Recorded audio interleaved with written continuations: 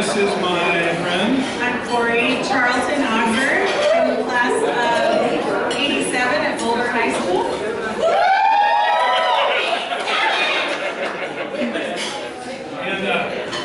And it is so fun. We had a few conversations a few years ago about how fun it would be to, for any of you who know this phrase, get the band back together kind of thing.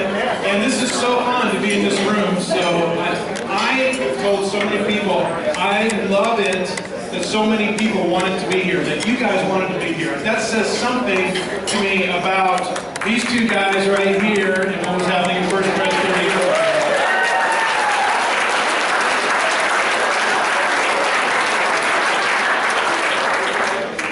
Let's find out who's here. I'll do a little bit of that. Okay. We'll start with the old people. The old people on this side, right? Okay. All right.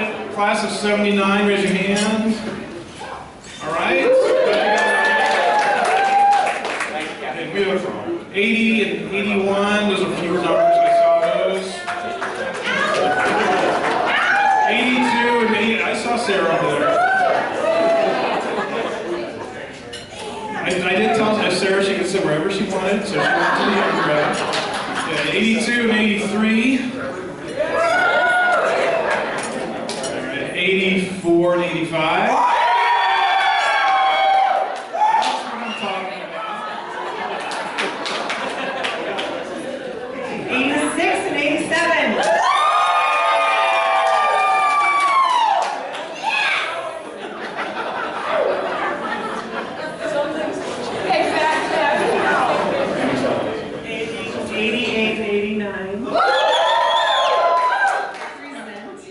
Okay, now I know that there's some illegals here, okay, 90 and above. And there are also some parents here. Any parents here?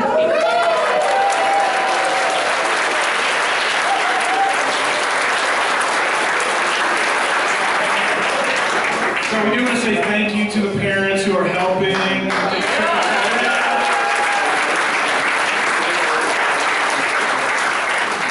And just so you guys know, we had a couple of awesome friends, the Fouts and Don Galat, volunteer their time to make this meal for us. So thank you.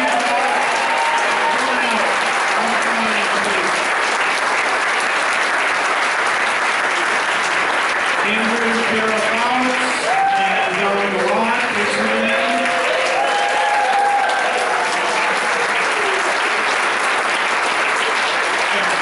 Thanks, Andrew.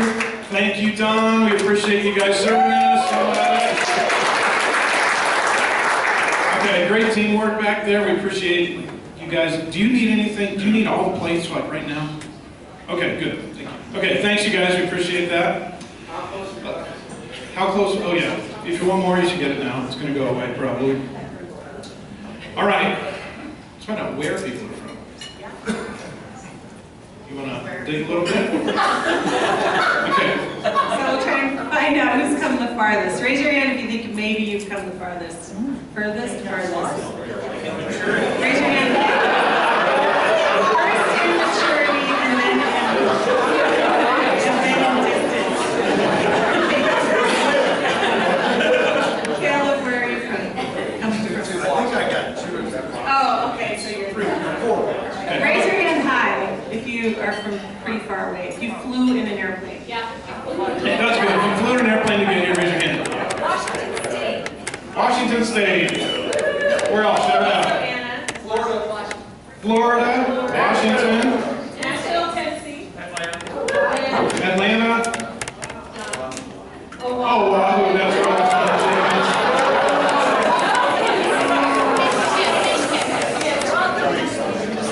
Michigan. I'm from Boston. Oklahoma, Chris Royer. Mary Jenkins. South Carolina. South Carolina. Southeast Aurora. Chris Sterling living that kind of lifestyle. He flies up from South. That's nice.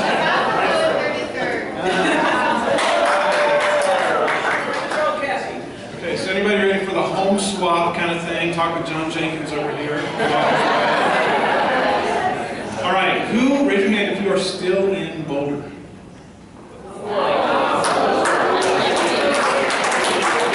Okay, we're within an hour of Boulder by car. I have to clarify for Gracie.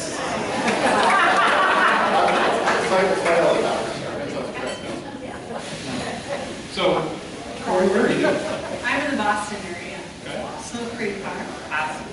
And I'm in the Indianapolis area, just a little closer. Yeah. We took the direct route here through Dallas. Kind of direct, but it was a rental, so we took it.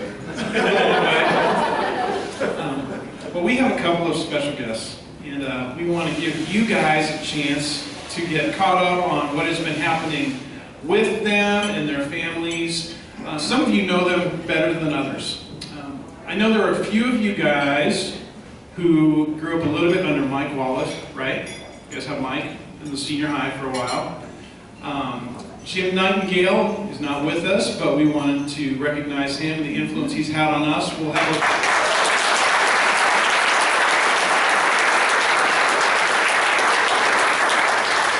a little bit of time after we hear from Steve and Steve to just have a little bit of sharing with each other and opportunity to give thanks and to reflect a little bit.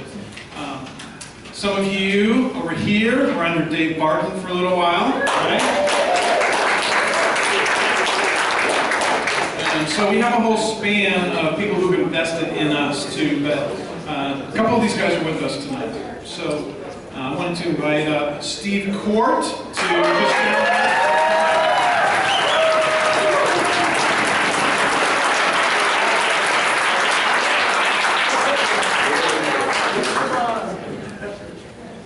It's like an AARP convention.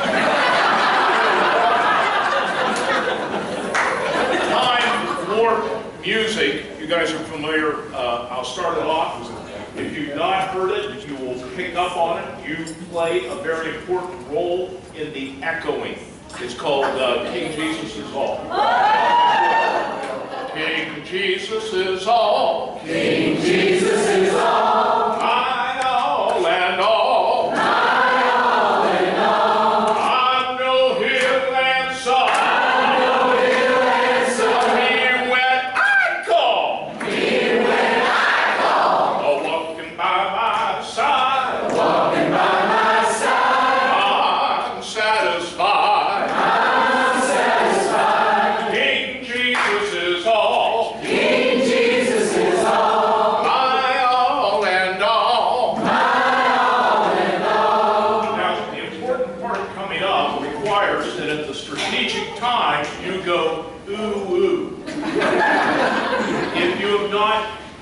Heard that part, and the words are difficult, just listen to the people beside me. I realized that arthritis medication may require that you can snap your fingers, but if you can, please feel free to snap. We're going to speed it up a little bit, turn it up, here we go. King Jesus is all. King Jesus is all.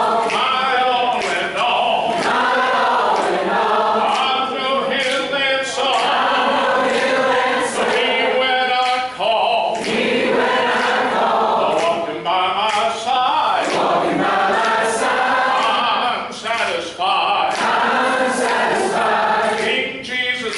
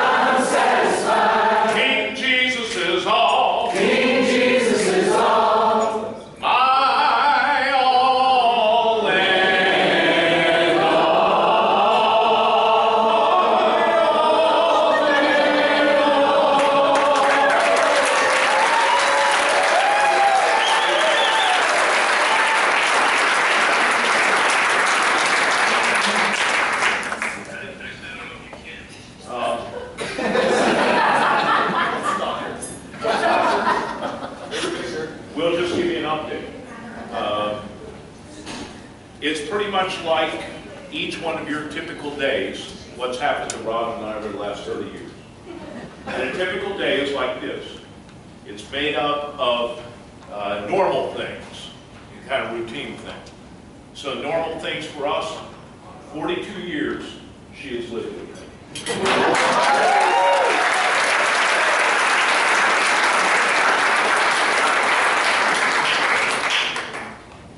Children.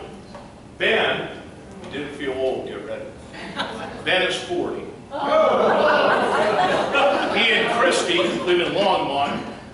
They have 3 children that they adopted. Becky, who was, let's see, Rachel was born here, right, honey? Yeah. Becky is in, right outside of Philly. If you've heard of Quakertown, it's near there, it's called Regalsville. She is a real estate agent. They have a son, and Chris's family owns a spice factory. Not the kind of spice Boulder thinks of. Then our daughter, Rachel, is 34.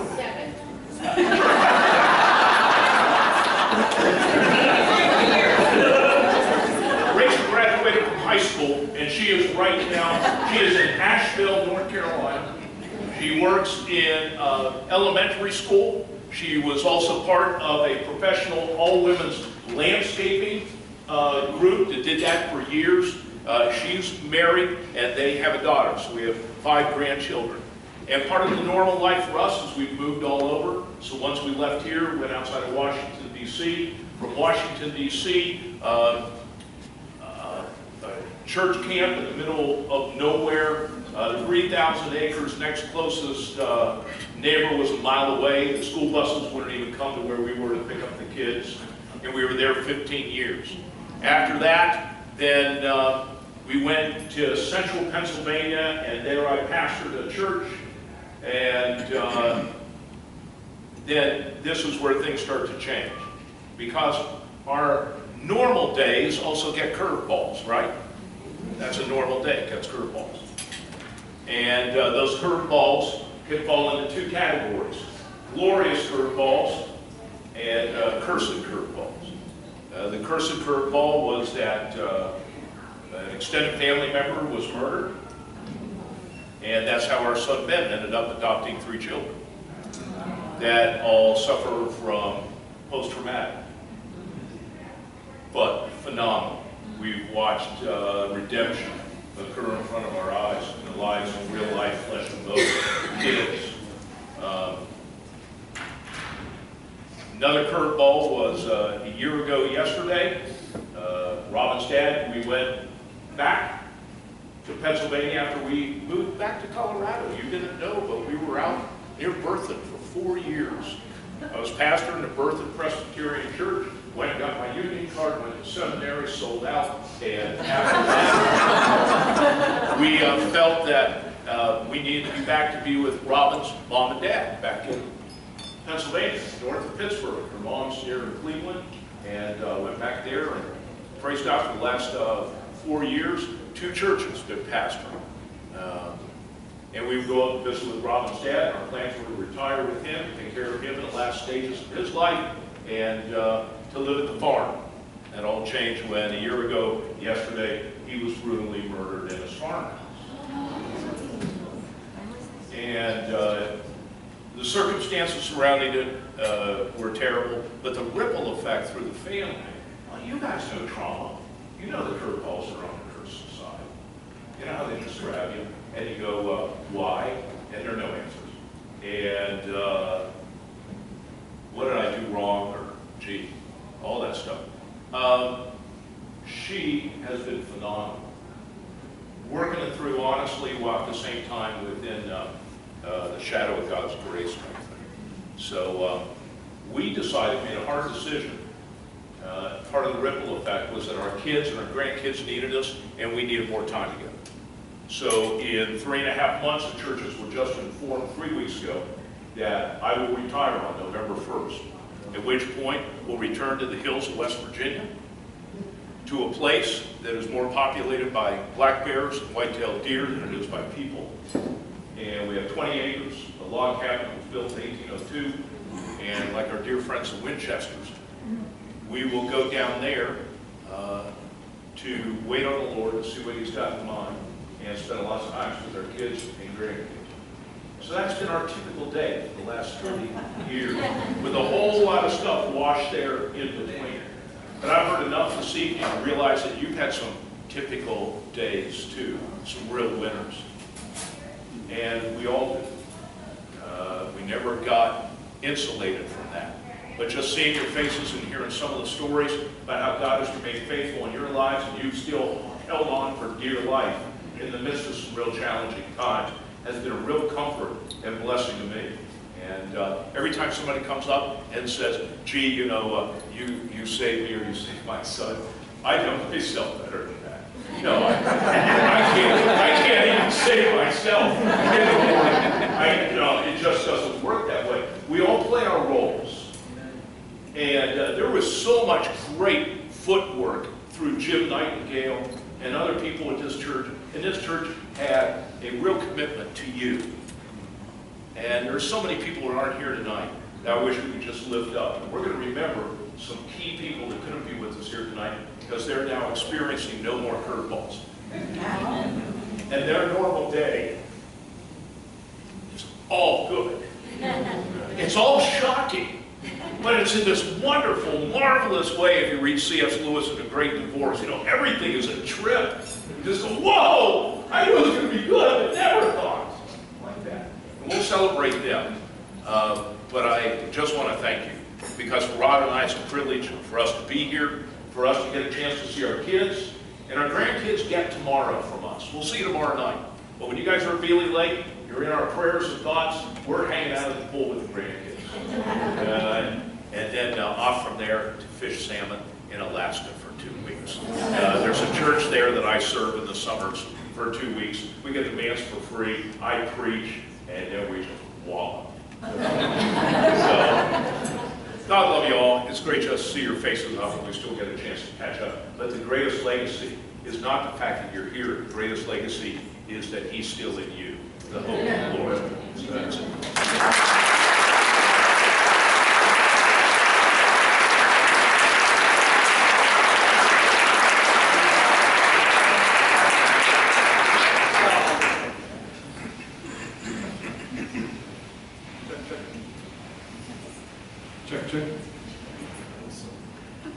It's been so great to see so many of you and to talk and just to reminisce. And I feel like I'm already starting to lose my voice. I thought I'd better use this so I can make it through the next few days. Thankfully, we don't have to preach on Sunday. But it is awesome to see you. For those who haven't said hi to yet, tonight, tomorrow, even Sunday morning if you're here at church, I just look forward to seeing everybody. I want to say thanks to Corey and Chris for bringing this together.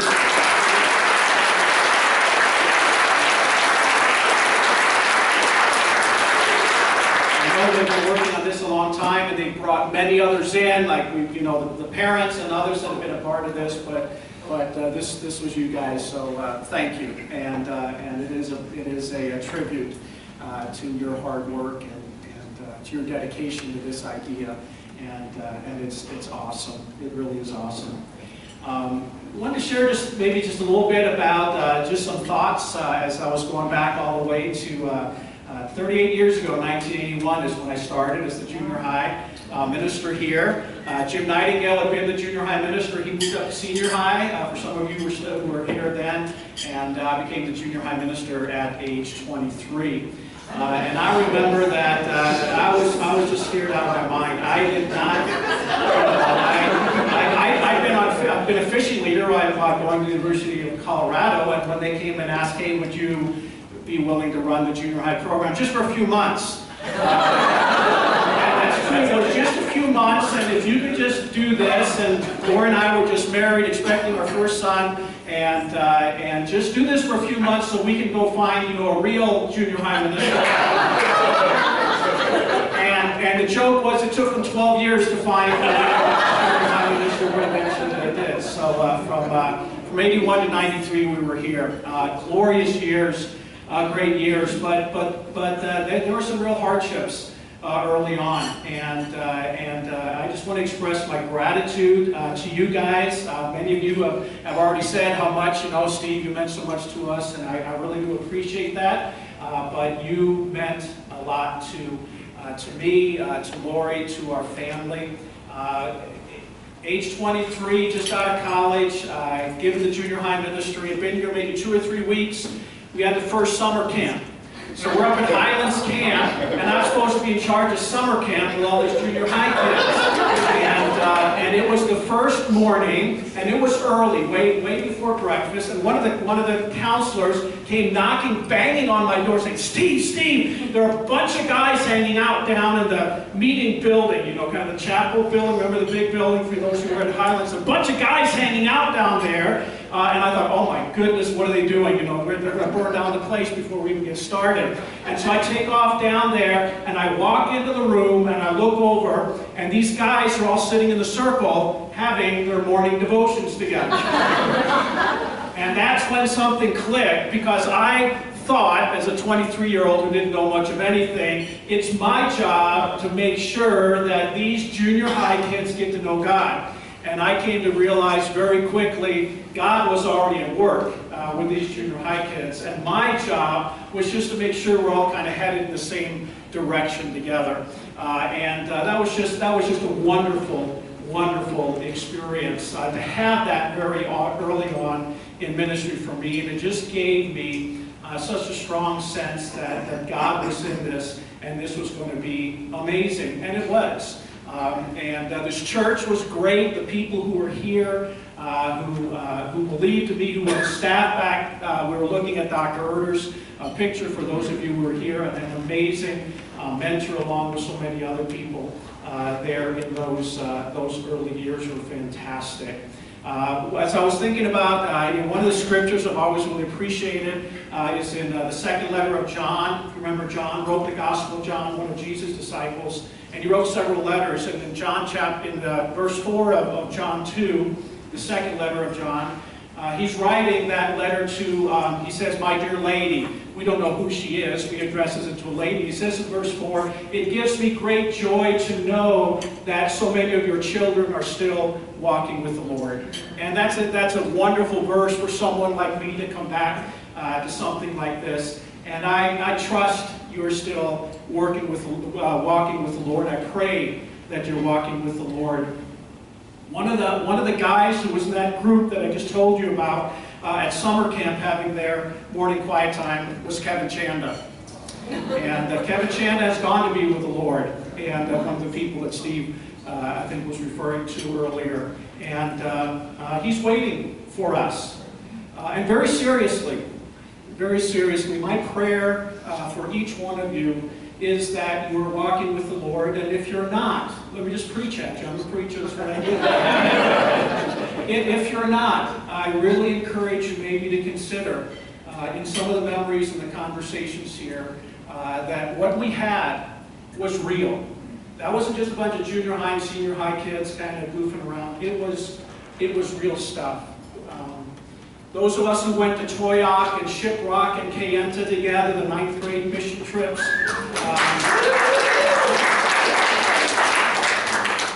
those were real times. God was with us in those times. Sleeping out under the stars on the tennis court, jumping off the rocks there at Lake Powell. I doubt youth groups get to do that anymore. But we did. Never told anybody about climbing through the barbed wire fence, remember that? All the things that we did, and I am glad, and I still thank God that we didn't lose a single one of you so that you could be here today. But those were real times. Snow camp. Remember snow camp and Saturday night, you'd skied all day, tubing, you're all, it's great, and you'd had all the fun and everything, and then there was an evening speaker, and then you'd go out just on your own, and we asked you just to have some time with the Lord, and many of you came back from that experience, either that evening or sometime later, and said, this is where I really got to know God, or up at Highlands Camp, the same thing at the end of summer camp. End of the week, of camp. and having experience with the Lord. If that is something that you lost and something that's not quite there, I really hope and pray that is something that will change for you. And maybe this is an opportunity for that to happen. I assure you, it was real, and it still is real. And I know it still is real for many of us here, and I'm so grateful for that. Well, just a little bit about Lori and me and our family. We were here, like I said, for 12 years, and we left in '93 and went to Austin, Texas. We were there for 12 years. All three of our boys were born here. They were born in Boulder Community Hospital, which I'm told is not there anymore. It's about to not be there anymore, which is kind of sad for us. But Ryan, Chris, and Kyle, all now in their 30s, not quite 40 yet, but getting there. And all three, thankfully, because now we can see them all in one location, are all in Central Texas. So since we moved down to Austin, they all went to junior high school. They all went to college in Texas. And while a couple of them left, they're now back again. Ryan, our oldest, has 2 kids, and he did computer programming for a lot of years. Got tired of that. He's doing real estate now. And his wife is a massage therapist, and they're living in the San Antonio area. Our middle son, Chris, after college, went to Korea for a year. He was going to teach English as a second language just for 1 year, but he met a South Korean lady, fellow teacher. They got married, and so he ended up living there for 9 years, and they had 2 children. But they're now back in Central Texas, up in the Austin area, where he teaches 6th grade history. So we have fun conversations about that page. And they have 2 children. And then our youngest, Kyle, he is 32, but at about age 30, they've been married a couple of years. He married a lady who had 2 children from a previous marriage. And so he inherited a 15-year-old girl and a 13-year-old boy at the age, I think he was 29 actually, when they were married. So that's been quite a challenge for him. And one of the things that Lori and I really get a kick out of is when we talk, and if he's struggling and so on, somewhere in the conversation he will say to us, I just want to tell you, Mom and Dad, I am so sorry for that. Because now he has his own, and they're kind of instant teenagers, and so, but that's a lot of fun. And they were in Indiana for a while. He works for UPS as an account executive, but they're now back in Texas also, so we have a chance to see all of them. So we have 7 grandkids right now, and that's the joy of our life. To be grandparents is awesome. But again, after here, went to Austin, Texas, there for 12 years. At a church in Austin where I was an associate pastor, about the same size as this church, big church, lots going on and so on. And then we left Austin, Texas in 2005 and moved to Lewiston, Idaho. Lewiston, Idaho is a fairly small town, about 50,000, on the Washington border, Idaho-Washington border, near Oregon, if you kind of have a map of the Northwest. In that area, beautiful country, and we've been there 14 years now. And I pastor a church there in Lewiston, Idaho, and we really enjoy that. Smaller church, smaller city, but we're really enjoying time. And Lori, even though I didn't stay with junior high, Lori actually, when we got to Austin and our kids were getting old enough where she went to work.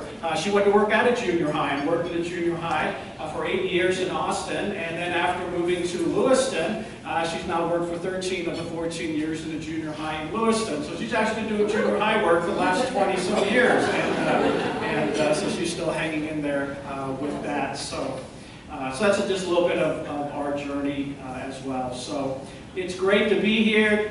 Really looking forward just to sharing more stories and time together.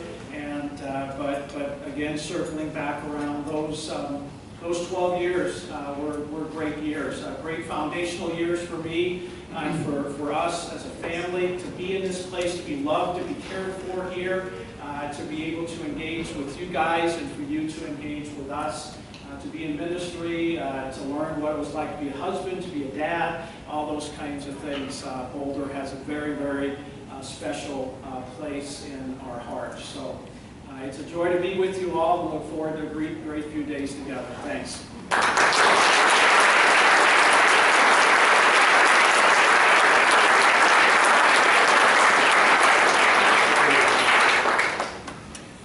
you, all of you, for being here. And Steve Wilbraham, you are the most real of junior high pastors. Very real junior high pastor.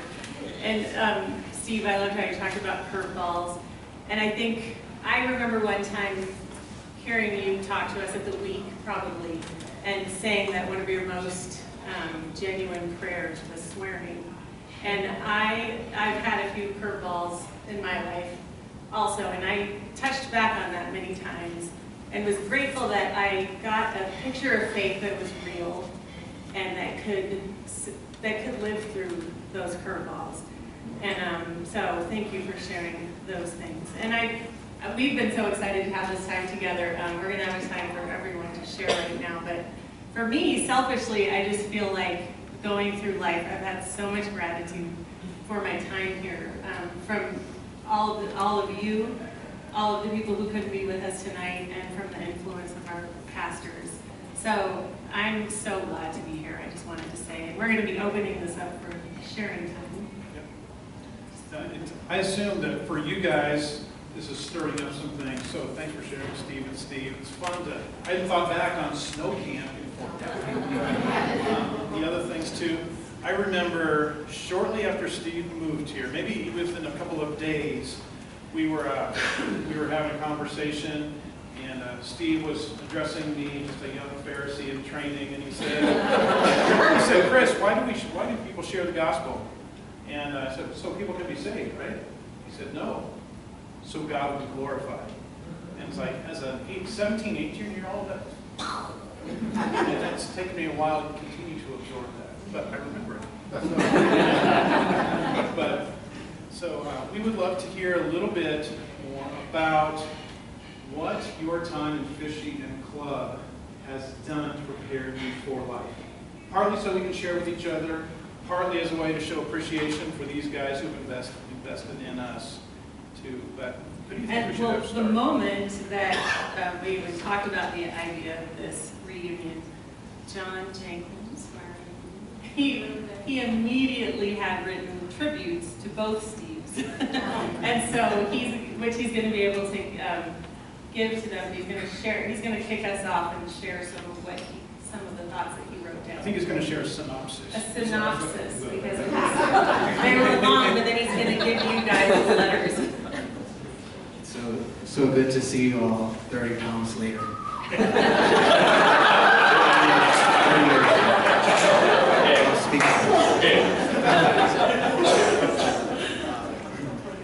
Yeah, I actually wrote something that was about 8 minutes long, and I asked, is it okay if I share 8 minutes? And they said, no, cut it down to 3. I wrote this out, and I'm not very good with ad-libbing, so I'm just going to read what I have written here. But Mother Teresa once said, unless a life is lived in sacrifice for others, it's not worthwhile. So this evening, I'd like to pay special tribute to Steve Wilbraham and Steve Cort, who were true legends and role models that reflected sacrifice for others. And I'd like to pay special tribute to them because it was our 80s era that made things so special and such a memorable time for us. It was on our 9th grade work trip to Kayenta, Arizona, that I first bonded with other junior high peers, and in addition to working around the reservation, one distinct memory I had was jumping off the 100-foot cliffs, and I thought it was Canyon Lake, but it was apparently some other lake that we jumped off. And in my junior high mind, I was trying to think of some dramatic jump that I could take where Steve could take a picture and I'd be on the slideshow for the ice cream social.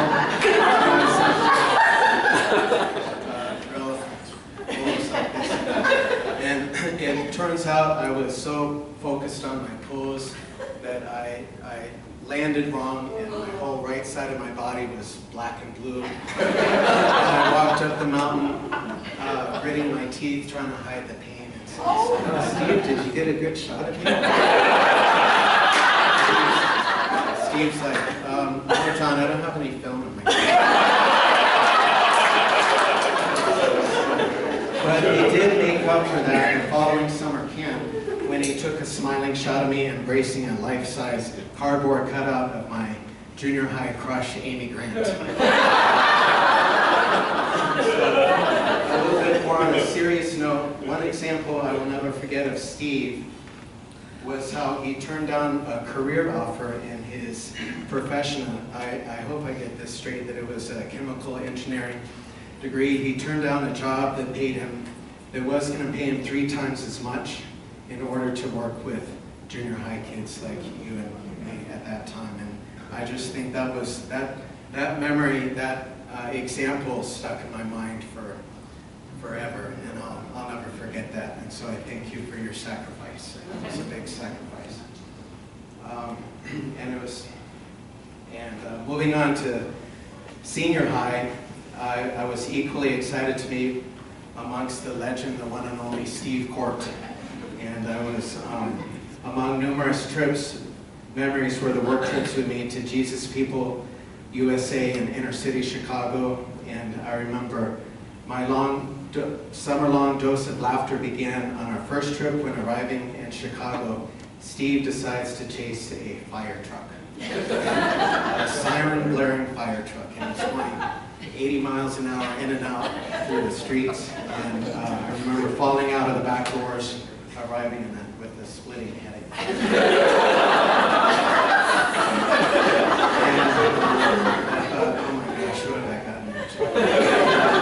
Those couple of trips encompassed a wide spectrum of emotion, from tears of laughter at the goofy things that Steve would do, like putting the washer spray down his pants, caricature, things like that. But to his most, down to tears of conviction, enlightened by and moved by his fluently flawless speeches and his inspired storytelling.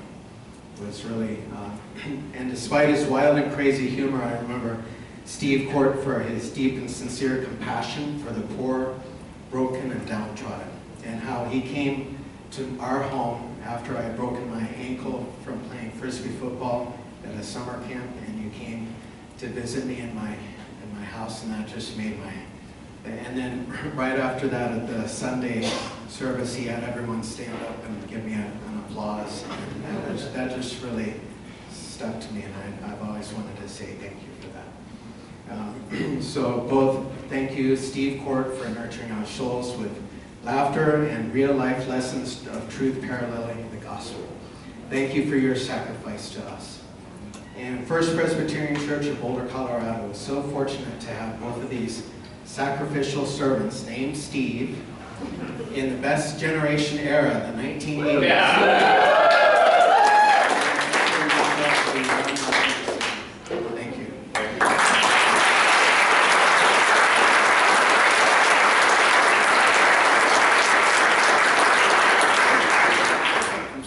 Sit up here so people can see people better. Sit on stools. Come on. That was rhetorical.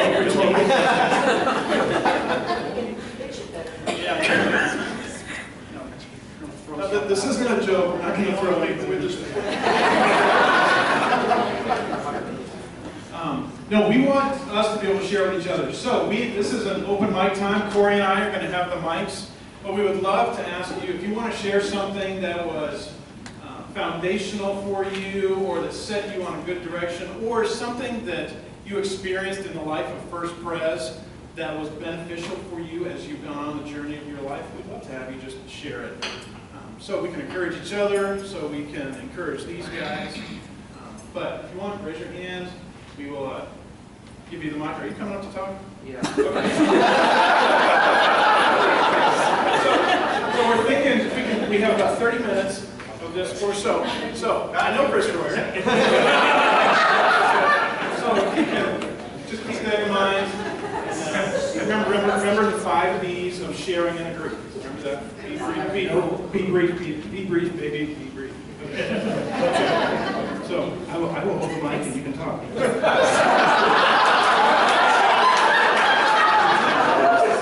Real quick, who here knows Greg Blue? Anyone? Oh, yeah. Greg Blue would love to be here with you all today. He's a cross-cultural worker in the United Arab Emirates. His wife's parents are celebrating their 50-year anniversary on a cruise that Greg had to be on. And when he learned the cruise was the same week as this distinguished gathering with all of us, he asked me to ask Chris to try to change the dates of this and so he could come. And then he asked his father and mother-in-law if he could get on the cruise. Brief story, I remember David Grennan so well. We're going down to Kayenta. There's some police, pulled some folks over the side of the road. Remember that? Dave rolled down the window. He yelled at the people pulled over the side of the road, "Busted!" And then a few minutes later, we saw this siren. And Steve Wilbraham, I didn't see Steve mad that often. So we're going to Kansas. Steve's dark side came out. And just real quickly as well, I'm so thankful for Steve and for everyone at First Pres, because I came from a broken home. I know others of us here came from a broken home. And as I was coming back into Wilbraham, I'm just so thankful that God used you too and this church to save me and to give me purpose and meaning and a great God to follow and an adventure to live. So I'm just so thankful to you, and I'm thankful to our great God. Thank you, Chris.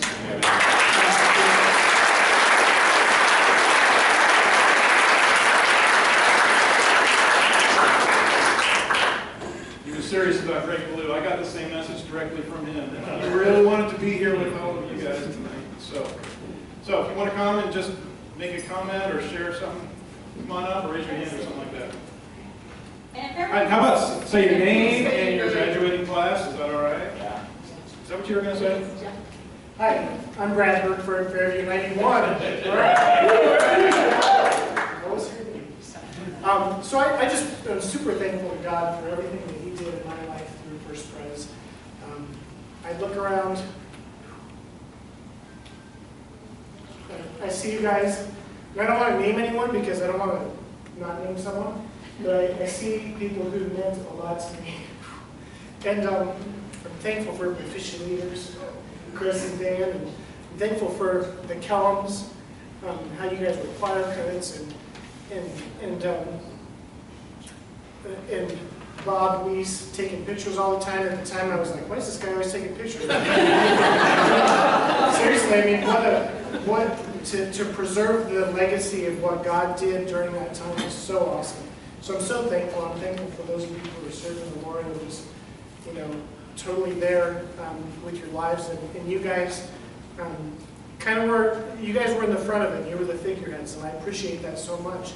But it wasn't just about you guys. It never was, and you guys did never make it that way. And I almost only knew you as Esteban Cortez with a toilet seat around your head. But you guys too. You guys walked through some stuff with me that you may or may not remember, but appreciate so much that you guys were so real. That's one of the things that John talked about. And just God did so many good things. And so I want to thank all of you guys who were my friends, and those of you who weren't, even those of you who are maybe older than me at the time at least. And, because you were here and you were doing this stuff and you were part of what God was doing. And so it was just as much if you graduated at 81 as 91, I think. So thank you all for being part of my life back then. Thank you guys for doing what God called you to do. Thanks to your wives, because I know that the sacrifice that they made was every bit as much as what you guys made. So I appreciate all of you and everything that you did during that time. Thank you.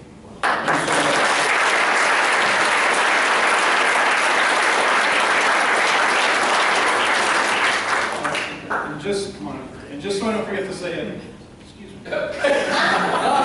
Bob Weiss is still a volunteer at club.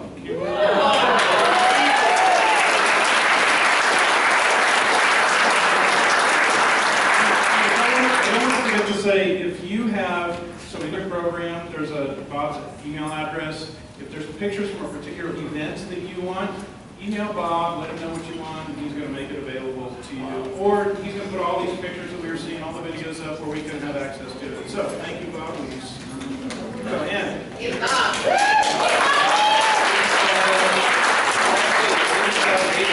got wrong in 1990. I'm all that. I can say so much, but Steve Wilbraham really planted the seeds in ministry for me. So playing guitar, foundation in the faith, similar to Chris Royer, coming from broken home and being what we needed in that season of life. So I actually went on and then for a short time was a